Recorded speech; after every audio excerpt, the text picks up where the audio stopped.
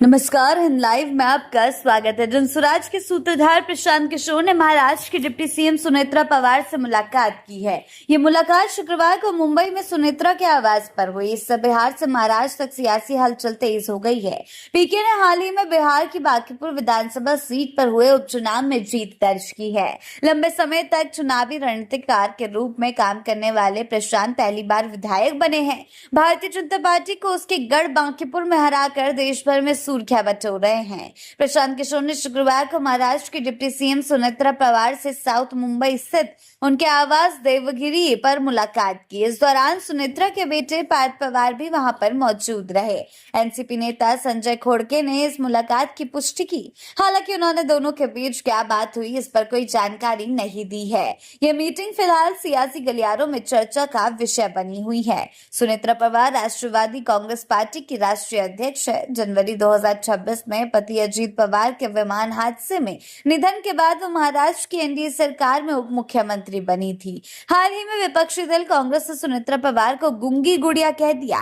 इस पर deputy CM ने कहा कि वो समय आने पर इसका जवाब देंगी। जानकारी के अनुसार प्रशांत किशोर की सुनेत्रा पवार से इस साल ये दूसरी मुलाकात है। इससे पहले भी अजीत पवार के निधन के बाद पीके ने सुनेत्रा से मुलाकात की थी। पार्थ पवार का कहना है कि प्रशांत किशोर उनके परिवार के परिचित हैं। बताया जा रहा है कि पीके के पवार परिवार से संबंध अच्छे रहे हैं।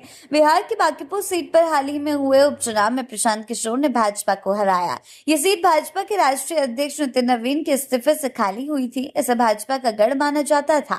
नितिन नवीन खुद यहाँ से 5 बार विधायक रहे। उससे पहले 4 बार उनके पिता नवीन किशोर सिन्हा यहाँ से जीते हैं। उपचुनाव में पीके ने भाजपा के कैंडिडेट नीरज सिन्हा को 19,000 वोटों के अंतर से हरा दिया। पीके फिलहाल देश भर में चर्चा का विषय बने हुए हैं। बांकीपुर से विधायक बनने के बाद अब सबकी नजर उनके अगले सियासी कदम पर टिकी हुई है। अब ऐसे में पीके क्या अगला सियासी कदम उठाते हैं? क्या वो किसी गठबंधन में शामिल होते हैं? हालांकि इससे पहले गठबंधन की पुष्टियों पर उन्होंने सीधे तौर पर इनकार किया था।